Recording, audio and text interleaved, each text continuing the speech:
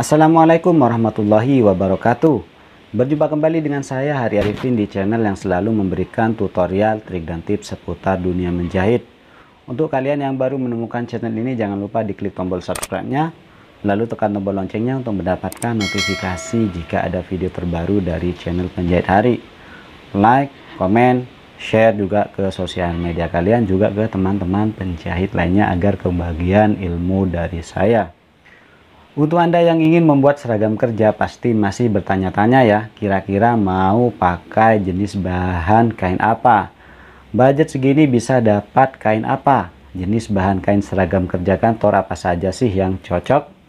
Kalian harus tahu jenis-jenis kain yang cocok digunakan membuat seragam kerja agar tidak kebingungan saat ingin membuatnya. Jadi daripada kalian bingung, jadi simak terus ya.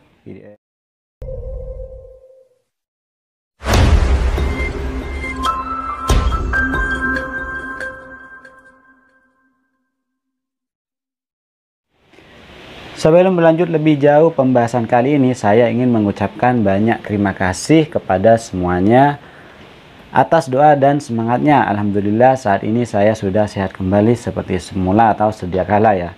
Di sini saya ingin menyampaikan satu hal untuk kalian semua. Mohon ini disimak baik-baik. Selama beberapa minggu kemarin saya tidak bisa merasakan apa-apa. Indera penciuman tidak berfungsi padahal saya tidak pilek. Indera pengecap juga tidak berfungsi, tidak merasakan asin, manis, atau yang lainnya. Mungkin ini yang disebut corona ya. Sebenarnya ini bukan penyakit corona atau virus corona. Selain melakukan isoman untuk mengatasi anosmia. Jadi ini penyakit anosmia ya. Ingat, ini penyakit anosmia. Jadi ciri-cirinya hampir sama dengan corona. Lalu saya dianjurkan mengkonsumsi, yaitu yang pertama air jeruk lemon dicampur madu 1 sendok lalu diminum 1 kali sehari. Jadi untuk yang memiliki tekanan darah rendah, jadi usahakan 1 kali sehari saja ya. Selanjutnya itu yang kedua, air 2 gelas dicampur jahe merah 1 ruas, digodok sampai menyisakan 1 gelas lalu diminum 2 kali sehari, jadi pagi sama malam. Yang ketiga yaitu bawang putih ditumbuk lalu dilarutkan dalam air yang direbus lalu diminum 2 kali sehari, jadi 1 siung saja ya, jangan terlalu banyak. Lalu yang terakhir yaitu daun mint yang direbus daunnya lalu minum 2-3 kali sehari. Oke ya, bisa dipahami ya. Nah, jika sudah dipahami, kita lanjut ke pembahasan. Kain apa sih yang cocok untuk seragam dari bangsa kain drill? Nah, bahan dasar seragam untuk seragam kerja yang paling sering digunakan adalah bahan drill. Jenis kain drill merupakan campuran bahan katun dan polyester. Jenis kain ini memiliki banyak nama tergantung dari ketebalan, ukuran serat kain, dan pabrik yang memproduksi. Bahan kain drill banyak diminati karena bahan kainnya yang nyaman digunakan untuk aktivitas sehari-hari dan juga kuat atau tahan lama. Kain drill juga sangat cocok untuk digunakan dalam aplikasi bordir karena serat benangnya yang cukup tebal dibanding dengan bahan lain seperti Oxford. Jadi Oxford ini jika dibordir kurang bagus ya. Sehingga ketika dibordir serat kain tidak mudah mengkerut. Beberapa jenis atau merek kain drill yang sering kami gunakan atau saya gunakan adalah sebagai berikut. Yang pertama yaitu ada American Drill. American Drill ini memiliki ketebalan medium dan ukuran serat kain yang sedang, tidak besar dan tidak kecil. Jenis kain American Drill di pasaran terdapat beberapa merek ya, tergantung dari pabrik yang memproduksi seperti American Verlando. Nah, seperti yang saya gunakan ini adalah American Verlando. Ada American Union dan American Victoria. Jenis kain drill yang sama lembut seperti Japan Drill, hanya saja lebih kaku seperti bahan drill lainnya. American Drill memiliki tekstur yang halus serta dapat menyerap air dengan baik sehingga adem saat dipakai. Untuk ketebalan kain American Drill ini sedang ya, kelembutan sedang dan kelenturan juga sedang. Nah, American Drill seperti yang saya gunakan ini menyerap keringat. Yang kedua yaitu ada Kato Drill. Karakter kain Kato Drill ini cukup banyak disukai oleh customer saya. Kato Drill memiliki ukuran serat kain yang medium atau sedang, sama seperti American Drill, namun lebih tebal dan sedikit lebih kaku. Untuk Anda yang senang dengan karakter kain lebih tebal dan lebih kaku, kami sangat menyarankan kain katun drill ini ya. Kekurangan dari jenis kain ini adalah pada pilihan warna yang tidak banyak. Silahkan konsultasikan warna kain seragam Anda kepada toko tekstil di daerah kalian masing-masing ya. Untuk ketebalan katun drill ini cukup tebal ya kawan-kawan, kelembutan sedang, sedangkan untuk kelenturan kain ini agak kaku. Selanjutnya yang ketiga yaitu ada Castillo drill. Bahan Castillo drill ini memiliki ketebalan yang cukup tipis dan lebih lentur dibandingkan American drill. Ukuran serat kain sama seperti American drill. Kelebihan dapat menyerap keringat dengan baik karena kandungan katun yang lebih dominan daripada polyester. Banyak juga customer yang senang dengan jenis bahan kain seragam kerja kantor ini. Kekurangannya hanya kelenturan dan lebih tipis dari jenis kain drill yang lain. Namun kekurangan ini terkadang disukai oleh kalangan tertentu yang kurang suka dengan kain yang tebal. Jadi pemilihan kain sangat tergantung selera dan kebutuhan Anda. Untuk harga kain Castillo drill ini lebih tinggi sedikit dari American drill. Untuk kualitas kain Castillo drill ini memiliki ketebalan agak tipis, kelembutan kain agak kasar, sedangkan kelenturan kain ini agak lentur. Jenis kain selanjutnya yaitu ada Nagata atau Japan drill, memiliki karakteristik lebih tebal dari American dan Castillo drill. Bahan ini termasuk best seller karena sangat baik digunakan untuk bahan kemeja kerja lapangan, di mana teksturnya kuat dan serat benangnya lebih besar. Selain itu, bahan ini mampu menyerap keringat dengan baik karena ketebalannya dan komposisi katun yang lebih banyak daripada polyesternya. Untuk harga bahan Nagata atau Japan drill ini lebih tinggi dari American drill atau Castillo drill. Bagi Anda yang memiliki budget lebih dan mengutamakan kenyamanan dalam bekerja menggunakan seragam, kami sangat sarankan menggunakan bahan Nagata atau Japan drill ini ya. Untuk jenis kain Nagata drill memiliki ketebalan yang cukup tebal. Kelembutan kain jenis ini dalam kategori lumayan lembut ya. Untuk kelenturannya kain ini masih dalam kondisi sedang. Selanjutnya yang kelima yaitu ada Taipan Tropical.